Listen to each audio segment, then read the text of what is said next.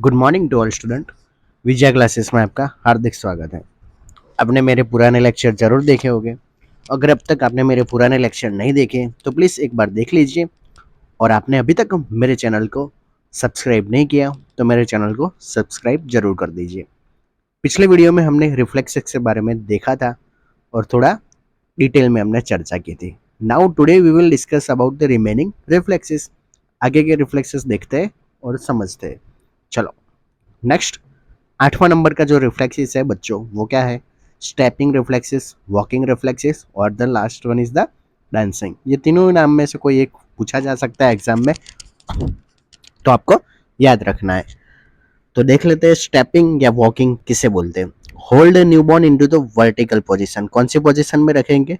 Vertical position में। देखो जैसे इमेज में दिख रहा है ना बच्चों आपको, इस तरह से। All allowing the one foot to touch a table surface. बच्चे को क्या करेंगे? वर्टिकल पोजीशन में रखेंगे और 1 फुट को क्या करेंगे? टच करने के लिए रखेंगे। कहाँ पर? टेबल सरफेस पर। जैसे ही हम ऐसा करेंगे तो क्या करेगा बच्चा? Newborn stimulate the walking, alternative flexing and extending the feet. Disappear कब होगा? 3 to 4 वीक यानी कि 1 मंथ में। और first reflexes disappear after the birth. ये क्वेश्चन बहुत इंपॉर्टेंट है, पूछा जाता है कि क्या होता है? Which reflexes disappear after the birth. तो कौन सा हो गया बच्चों? Stepping reflexes. रिपीट एक बार समझ लेते हैं। सिंपल का है। स्टेपिंग का मीनिंग क्या? वर्टिकल पोजीशन में बच्चे को रखेंगे और उसका 1 फुट टेबल सरफेस पे हम टच करवाएंगे। जैसे ही टेबल सरफेस पे टच करवाएंगे तो दिख रहा है ना आपको जैसे इमेज में, क्या करेगा बच्चा? Walking, alternative flexing and extending करेगा। चलो नेक्स्ट, क्राउलिंग। देखो बच्चा कितना स्वीट दिख रहा है, दिख रहा है ना बच्चों? तो क्राउलिंग रिफ्लेक्सेस में ऐसा ही है। न्यूबॉर्न को कहां पर रखेंगे? Place the newborn on the abdominal. Newborn baby को कहां पर रखेंगे? एब्डोमिनल पर रखेंगे। और न्यूबॉर्न क्या करेगा? Begin making the crawling movement with the arms and the legs. जो भी न्यूबॉर्न बेबी है क्या करेगा? क्राउलिंग मूवमेंट्स करेगा with the arms and legs. दिख रहा है ना जैसे इमेज में दिख रहा होगा आपको, क्राउलिंग मूवमेंट दिख रही है। जैसे बच्चे को एब्डोमिनल पर रखेंगे तो कैसा बच्चा करेगा? क्राउलिंग मूवमेंट करेगा। डिसअपियर कब होगा बच्चों? After the 6 week. Next very important reflexes, dolls eye reflexes. अगर आप छोटे थे तो डॉल्स तो खिलाया होगा, तो उसके जैसा ही एक रिफ्लेक्सिस है, उसे क्या बोलते हैं बच्चों? Dolls eye reflexes. उसमें करते क्या है देख लेते हैं। Can be noted with the infant supine lying on the back and the slowing the turning head to either side. क्या करेंगे? बच्चे को हम सुपाइन पोजीशन में रखेंगे और स्लोली क्या करवाएंगे? Turning head to either side. एक जगह से दूसरी जगह बेबी के हेड को हम टर्निंग करवाएंगे। उसमें क्या होगा? आई बॉल जो होता है वो कैसा रहता है? फिक्स रहता है। जैसे इमेज में दिख रहा है ना, आई बॉल फिक्स रहता है। भले ही हम वहां से एक टर्निंग करेंगे वन साइड से अनदर साइड में। डिसअपियर कब होगा बच्चों? 3 to 4 मंथ। तो clear what you mean by the dolls I reflexes? It is can be noted with the infant. कौन से पोजीशन में? सुपाइन पोजीशन में। स्लोई क्या करेंगे? स्लोइंग में हमने क्या करेंगे? Turning head to either side. एक जगह से दूसरी जगह पर हेड को हम टर्निंग करवाएंगे, लेकिन क्या होगा? एक्ट यानी कि एक्शन क्या होगा? आई बॉल तो रिमेनिंग फ्लैक्स रहेगा। तो एडजस्टमेंट धीरे धीरे हम कैसे करते हैं, ऐसा बच्चों को में नहीं होता। नेक्स्ट, ग्लेबुलर। एकदम सिंपल है, वो तो आपको दिखते ही पता चल गया है कि ग्लेबुलर का मीनिंग क्या।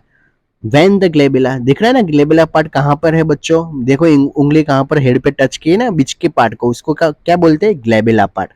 तो समझ लीजिए, stimulate when the glabella part of the newborn. जो भी न्यूबॉर्न का ग्लेबुला पार्ट है वहां पर हम क्या करेंगे? स्टिमुलेट करेंगे। कैसे स्टिमुलेट करेंगे? With the help of the hand. Next, what the action. Action क्या होगा? तो newborn shows the blinking. Blinking reflexes देखने को मिलेगा, यानी कि ब्लिंकिंग करेगा, ब्लिंक करेगा अपनी eye. Next, persistent blinking is the known as the Myerson sign. Also, it occurs into the Parkinson disease. याद रखना, इंपॉर्टेंट क्वेश्चन है। persistent blinking का देखने को मिलेगा तो उससे कौन सा साइन बोलते हैं? मायरसन साइन। और उसका दूसरा नाम क्या होगा? वो कहाँ पर देखने को मिलेगा? पार्किंसन डिजीज के अंदर। तो पता चला ग्लेबुलर का मीनिंग क्या? ग्लेबुलर के पार्ट के हम टच करेंगे तो क्या होगा? ब्लिंकिंग देखने को मिलेगा। परसिस्टेंट ब्लिंकिंग, ब्लिंकिंग का नाम क्या है? मायरसन साइन। और किस में देखने को मिलेगा बच्चों? पार्किंसन डिजीज में। डिसअपियर कब होगा? 3 to 4 month. Next, very important, Gallant reflexes. कौन सा रिफ्लेक्सेस आएगा बच्चों? Gallant reflexes. दिख रहा है ना ये में? चलो समझते, शांति से समझेंगे। It is the elected by the holding newborn into the ventral suspension. पहले तो याद रखिए बच्चे की पोजीशन कौन सी रखेंगे, वेंट्रल सस्पेंशन। वेंट्रल सस्पेंशन का मीनिंग क्या, फेस डाउन, जैसे इमेज में दिख रहा है ना, फेस कैसा है बच्चों का, डाउन है, उस तरह से हम क्या करेंगे, पोजीशन आपेंगे। Next, if the stimulate the right side of the spine flex toward the stimulate side. पता चला, अगर हम राइट साइड में हम स्टिमुलेट करेंगे, राइट साइड में हम टच करेंगे, दिख रहा है ना जैसे इमेज में कर रहा है, of the spine flex toward the stimulate side. Flexion देखने को मिलेगा, जहां पर हमने स्टिमुलेट किया वहां पर क्या देखने को मिलेगा, फ्लेक्शन। जिस जगह हमें फिल स्टिमुलेशन देते हैं उस जगह पर क्या देखने को मिलेगा, फ्लेक्शन। डिसअपीयर कब होगा, 3 to 4 मंथ। तो पता चला गैलेंट रिफ्लेक्सेस में बच्चों को कौन सी पोजीशन देंगे बच्चों, वेंट्रल सस्पेंशन यानी कि फेस डाउन रखेंगे। स्टिमुलेट कहां पर करेंगे, अब राइट साइड में करेंगे तो स्पाइन क्या हो जाएगा, flex toward the stimulated side. अगर लेफ्ट साइड में करेंगे तो लेफ्ट साइड में होगा। तो जिस जगह हम स्टिमुलेशन देंगे उसी जगह का क्या पार्ट होगा, फ्लेक्शन होगा। चलो नेक्स्ट, लैंडो रिफ्लेक्सेस। कौन सा है, लैंडो रिफ्लेक्सेस। उसमें एक बात याद रखना सॉरी, ये रिफ्लेक्सेस क्या होता है, absent at the birth time, stimulate when the hold horizontally in the air. Air यानी कि देख रहा है पिक में किस तरह से बच्चे को रखा है, हॉरिजेंटली रखेंगे एयर के अंदर, और प्रॉन पोजीशन में रखेंगे। कौन सी पोजीशन में रखेंगे, प्रॉन पोजीशन। तो क्या करेगा, newborn shows the extension, extension करेगा क्या, नेक का, और the flexion of the leg. दिख रहा है ना, जैसे ये देखो कैसा एक्सटेंशन कर रहा है नेक का और फ्लेक्शन कर रहा है, देखो देखो देखो एक बार फिर से, यस, एक्सटेंशन करेगा नेक का और क्या करेंगे, फ्लेक्शन ऑफ द लेग। तो ये दोनों कंडीशन किस में देखने को मिलेगी, लैंडो रिफ्लेक्सेस में। बच्चे को कहां पर रखेंगे, प्रॉन पोजीशन में, into the horizontally into the air. और न्यूबॉर्न क्या दिखाएगा, extension of the neck, and the last one is the flexion of the leg. Appear कब होगा, 3 to 4 मंथ, और डिसअपीरियर कब हो जाएगा बच्चों, 8 to 12 मंथ में। पैरासोट रिफ्लेक्सेस, ये तो सब में होता ही है, लाइफ लॉन्ग प्रेजेंट होता है बच्चों, पता ही होगा आपको। अपीरियर कब होगा, 3 to 4 मंथ्स में। Occurs in the slightly older infant, किस में देखने को मिलेगा, स्लाइटली ओल्डर इन्फेंट में देखने को मिलेगा। When the child is held upright position, कौन सी पोजीशन में रखेंगे बच्चों, जैसे इमेज में दिख रहा है अपराइट पोजीशन में। And the babies body is the rotated quickly, baby का जो बॉडी होता है कैसा हो जाता है, रोटेट हो जाएगा quickly, to face toward as in the falling. जैसे हम नीचे जा रहे हैं और अगर हम हमें किसी ने फेंक दिया ऊपर से, तो हम क्या करेंगे, पहले एक्शन हमारा दोनों हाथ कहाँ पर कर देंगे, आगे ला देंगे। क्यों, क्योंकि हमें डर रहता है कि हम गिर जाए तो ऐसा डर किस में देखने को मिलेगा, बच्चों में भी देखने को मिलेगा, सब में देखने को मिलता है। अगर हमने किसी ने फेंक दिया तो सबसे पहला हमारा मूवमेंट क्या होगा बच्चों, हमारा दोनों हाथ कहाँ पर रख देंगे, आगे की साइड रख देंगे। तो पता चला पैरासूट रिफ्लेक्सेस क्या है, अपीरियर कब होगा बच्चों, 3 to 4 मंथ में। प्रेजेंट लाइफ लॉन्ग होगा। अकर स्लाइटली किस में प्रेजेंट होता है, ओल्डर इन्फेंट में। चाइल्ड को कौन सी पोजीशन में रखेंगे, अपराइट पोजीशन में। और बेबीज बॉडी क्या होगी, रोटेट क्विकली होगी। कैसे होगी, फेस टू फॉरवर्ड एस, यानी कि फेस आगे की तरह रख के। एक्सटेंड, एक्शन क्या होगा, extend his arm forward as if to break a fall. पता चल गया, डरने की वजह से, कैसे कि अगर वो बच्चा गिर जाए ऐसा डर रहता है, इसकी वजह से जो बच्चे के आर्म है वो क्या कर देगा, एक्सटेंड आउटसाइड कर देगा। एब्सेंट इंडिकेट क्या करेगा, सेरेब्रल पाल्सी। अगर ये रिफ्लेक्सेस एब्सेंट है तो क्या इंडिकेट होगा बच्चों, cerebral palsy. Next, blinking reflexes, सबको पता ही होगा। Blink reflexes is the involuntary blinking of the eyelids elected when the cornea is the stimulated by the touch, bright light, loud sound or the other peripheral stimuli। तो पता चला blinking कब करेगा बच्चा, जब भी हम स्टिमुलेशन देंगे, जैसे कि टच करेंगे, ब्राइट लाइट उस पर रखेंगे, लाउड साउंड आएगा और अदर पेरिफेरल स्टिमुलाई होगा तो। नेक्स्ट, एक बात याद रखना, cornea does not have the blood supply. Eye का ऐसा पार्ट का नाम बताओ जिसमें ब्लड सप्लाई नहीं होता, तो कौन सा होता है बच्चों, कॉर्निया। कैरेटाइटिस, तो what do mean by the keratitis, inflammation of the cornea. ये बात भी याद रखना बच्चों, क्या बोल रहा हूँ, इन्फ्लामेशन ऑफ द कॉर्निया का मीनिंग क्या होगा, keratitis. Next, what is the main purpose, protect the eye from the foreign bodies and the bright light later known as the optical reflexes. Sorry, purposes क्या होगा, protect the eyes को हम protect करेंगे from किससे, foreign body से, and the bright light से, later known as the optical reflex, उसके बाद उसका नाम क्या हो जाएगा, ऑप्टिकल रिफ्लेक्सिस हो जाएगा। Damage to the ophthalmic branch of the trigeminal nerve result into the absent of the corneal reflexes.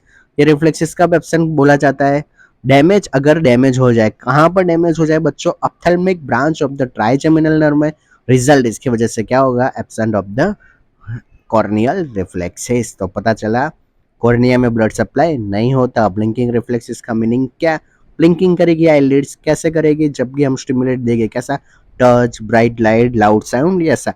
केरेटाइटिस का मीनिंग क्या, inflammation of the cornea, purpose क्या होगा, protect the eye from the foreign bodies and the bright light later known as the optical reflexes. Damage हो गए, क्या damage हो गए, ophthalmic branch of the trigeminal nerve then result into the absence of the corneal reflexes.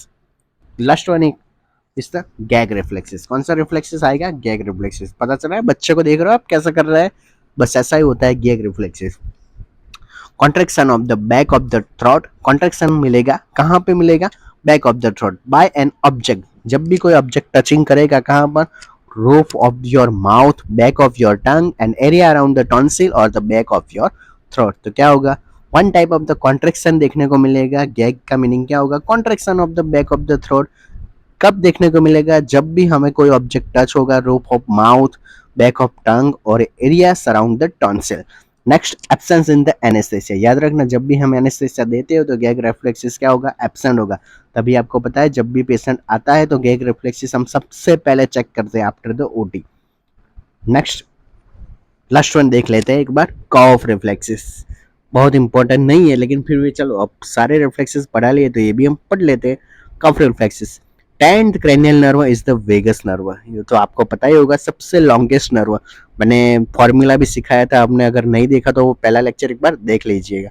What you mean by the cough, cough और vomiting का meaning मैं आज समझाता हूँ कि कफ क्या है, वॉमिटिंग क्या है। कफ का meaning expulsion of the air from the lungs.